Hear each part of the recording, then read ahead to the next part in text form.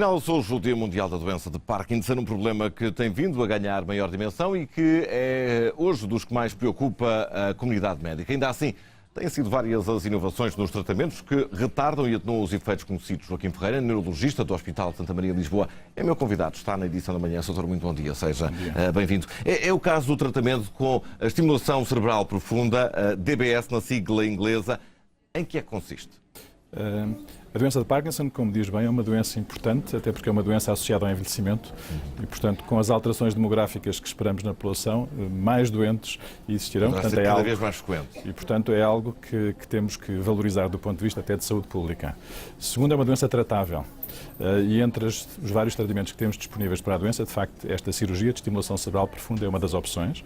É, de facto, uma técnica notável, é um enorme acréscimo do ponto de vista daquilo que podemos oferecer aos doentes.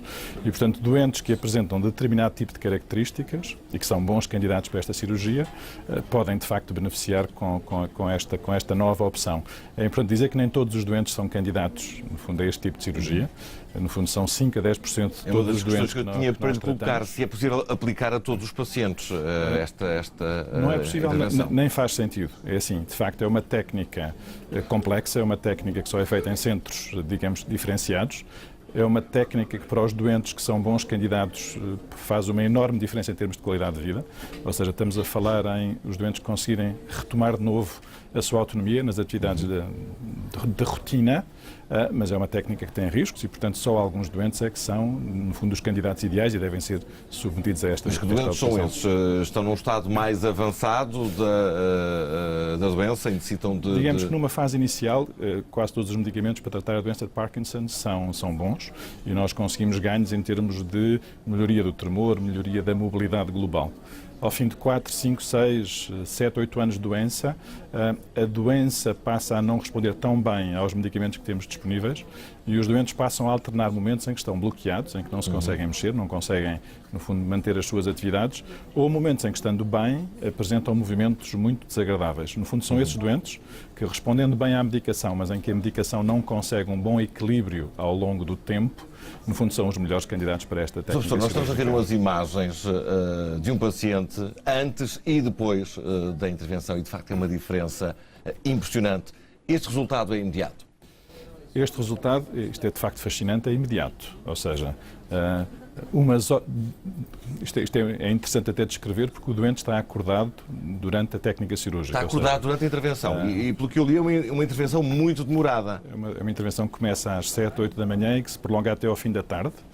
É uma intervenção em que a colaboração dos doentes é importantíssima. O doente está acordado porque o doente vai nos dizendo e nós vamos observando a própria melhoria dos sinais do tremor ao longo do procedimento, ao longo da técnica cirúrgica. É impressionante, esta imagem é impressionante. Uma pessoa que não conseguia pegar na sua estafa e que passado umas horas já o faz. É de facto notável. É de facto notável. Desculpe, ter interrompido, mas estava impressionado com a imagem. É notável para toda a gente. É notável para o doente, é notável para os familiares, é notável para os profissionais de saúde envolvidos. É importante dizer que é uma equipa grande, é uma equipa de neurologistas, neurocirurgiões, psiquiatras, enfermeiros, anestesiologistas. Portanto, é uma equipa complexa. Felizmente, em Portugal existem hoje centros que têm essa competência e que estão ao nível de qualquer centro mais diferenciado. E não há regressão depois desta intervenção? Ou é possível que uma regressão exista?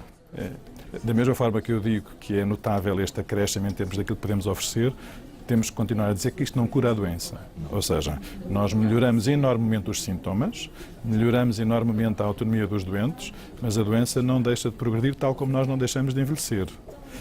E, portanto, a par da cirurgia, a par desses ganhos, os doentes continuam a ser tratados, no fundo, com tudo o resto das armas que nós temos disponíveis para tratar a doença. Portanto, não é uma cura, mas é um acréscimo enorme em termos de qualidade de vida. Há já muitos implantes destes aplicados em Portugal? Há centenas de doentes operados em Portugal.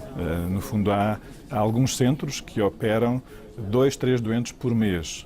Portanto, aquilo que é requerido aos centros mais competentes em todo o mundo, neste momento é a prática em 2, 3 centros em Portugal. É bom também alertar que são técnicas exigentes.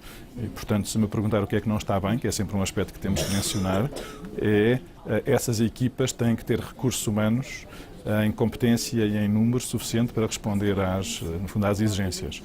Há ainda doentes que eventualmente podiam aceder de forma mais rápida a este tipo de técnica, seguramente que sim.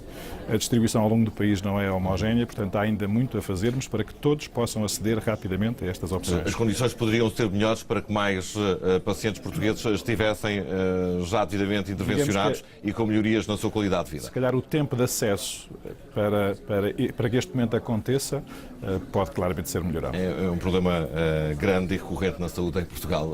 Sr. Professor, foi um gosto recebê-lo na edição da manhã. Muito obrigado pela sua presença e pelas suas explicações.